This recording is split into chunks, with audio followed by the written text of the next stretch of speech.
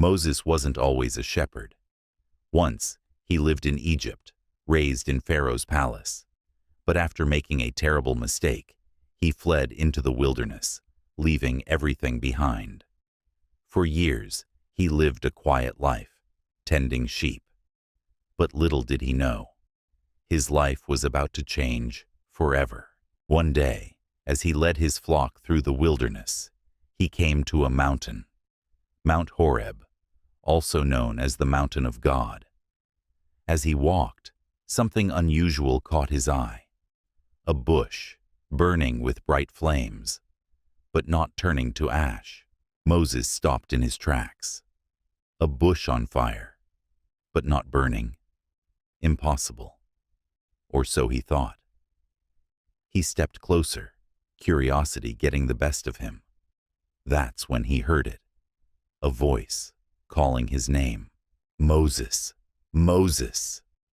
Startled, Moses looked around.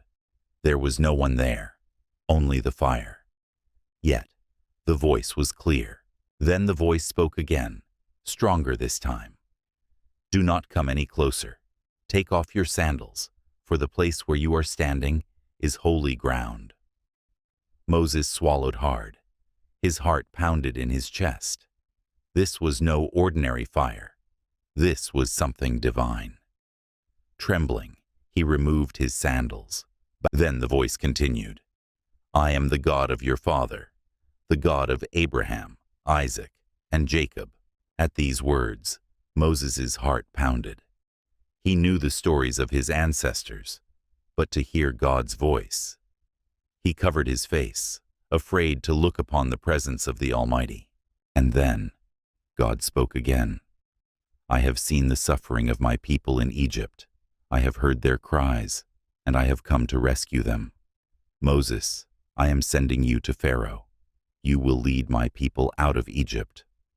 Moses' breath caught in his throat. Him, a simple shepherd, lead an entire nation? It sounded impossible. Moses had every excuse, every reason to say no. Who am I to do this? He asked.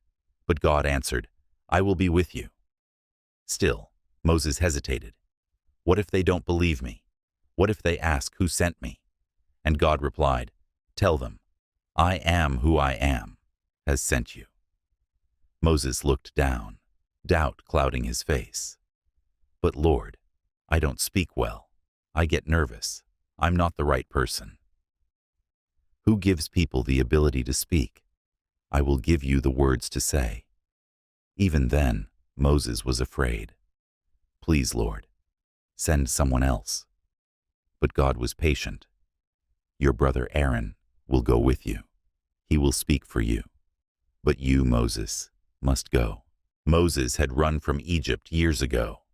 He never imagined going back. But now, God had called him to something greater than himself.